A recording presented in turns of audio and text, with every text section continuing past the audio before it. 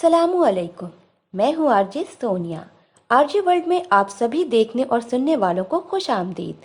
अगर आपने अभी तक हमारे चैनल को सब्सक्राइब नहीं किया तो अभी सब्सक्राइब करें। राशन की तकसीम का सिलसिला शुरू था। जैसे ही एक पुराने मकान पर नजर पड़ी, उसका दरवाजा खटखटाना चाहा। अभी खटखटाना चाहा ही था कि साथ में आए मोहल्ले के एक फर्द ने मना कर दिया। पूछने पर वो कहने लगे, साहब रहने दें, ये एक फहाशा औरत का घर है, उसको बहुत जगह से राशन आता रहता है। ये बात सुनकर मुझे यकीन हो गया कि मोहल्ले में से किसी ने भी उसको राशन फराहम नहीं किया। जैसे तैसे मैंने उससे बहस करके दरवाजे पर दस्तक दी। अंदर से धीमी सी आवाज आई, कौन? मैंने बताया कि राशन सप्लाई कर रहे हैं, आप लेना पसंद करेंगी?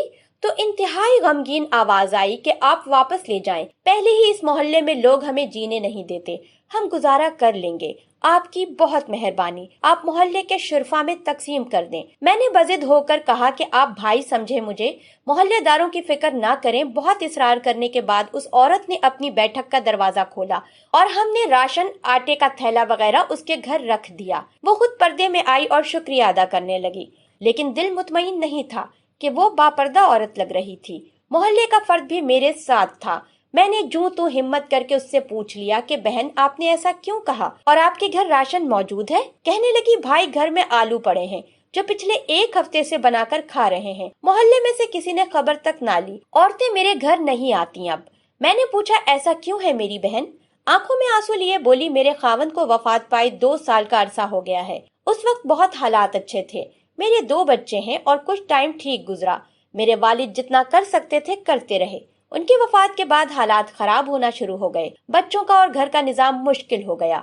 एक दिन मेरे खावंद का करीबी दोस्त कुछ अरसे बाद बाहर से आया। उसने मुझसे बहुत अफसोस किया और मुझे कुछ पैसे देकर चला गया। फिर वो कुछ दिन बाद आया और मुझे घर का कुछ राशन दे गया। दूसरी दफा लोगों ने जब मेरे दरवाजे पर गाड़ी खड़ी देखी तो तरह तरह की बातें शुरू कर दी। फिर जब वो वापस बैरूने मुल्क लौटने लगा तो जाते हुए मेरे घर आया और कहा, बहन ये मेरा नंबर है, आपको किसी भी चीज की जरूरत हो तो अपने भाई से कहना, किसी मोहल्लेदार से मांगने की जरूरत नहीं है। जब वो बाहर निकला तो मोहल्ले के लोगों ने उसे पकड़कर मारना शुरू कर दिया।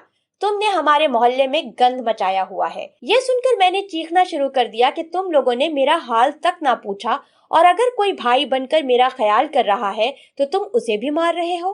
शर्म से मेरी जान निकली जा रही थी कि इतनी हमदर्दी का ये सिला मिला उसे। वो उनको समझाता रहा कि मेरी बहनों जैसी है, लेकिन मोहल्ले के लोगों को जैसे एक तमाशा मिला था लगाने को।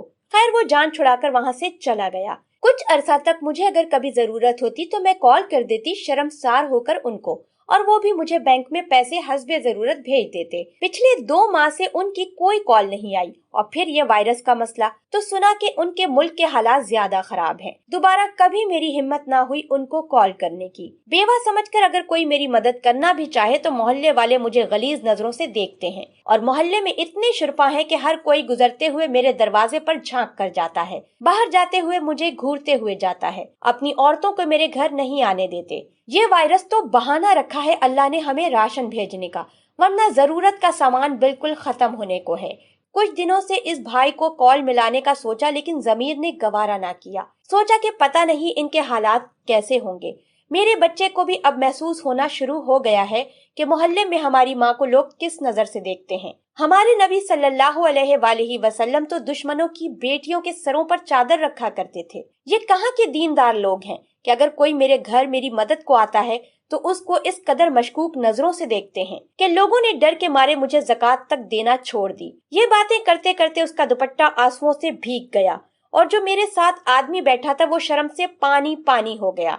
मुझे सुनकर बहुत दुख हुआ और हमने राशन के साथ कुछ नकद रकम भी अपनी तरफ से अदा कर दी। जो शख्स मेरे साथ था वो बाहर निकलकर कुछ बोलने ही वाला था कि मुझसे रहा ना गया, और उसके बोलने से पहले ही शुरू हो गया कि बरोज़े क़यामत तुम लोगों के इस राशन को अल्लाह कैसे कबूल करेगा, जबकि तुम्हें मोहल्ले में रहने वाले उन लोगों की खबर नहीं जो किसी के दरवाजे पर नहीं जाते। कोई कैसा है, ये अल्लाह और उसके दरमियान का मामला है। आंखों देखा भी बाज दफा सच नहीं होता। उसकी खामोशी और नम आंखों ने कुछ ना बोला। 4-5 दिन बाद उसने मोहल्ले में से अच्छी खासी रकम इकट्ठी करके उस औरत के घर पहुंचा दी। बेशक اللہ ہی جانتا ہے سب کے دلوں کا حال. ہم کیریکٹر کو چھوڑ کر یہ تک سوچ کر کچھ نہیں دیتے کہ یہ وہابی ہے یا سنی ہے یا شیعہ ہے. دل نرم کیجیے، اصلاح کیجیے اور زیادہ سے زیادہ اس پیغام کو شیئر کیجیے. ہماری ویڈیو دیکھنے کا بے حد شکریہ. اس طرح کی مزید اچھی ویڈیوز دیکھنے کے لیے ہمارے چینل کو ابھی سبسکرائب کریں. اپنا بہت سارا خیال رکھیے گا. ملتے ہیں ایک نئی ویڈیو کے ساتھ بہت جلد. اگلی ویڈیو تک کے لیے اجازت دیجیے. اللہ حافظ.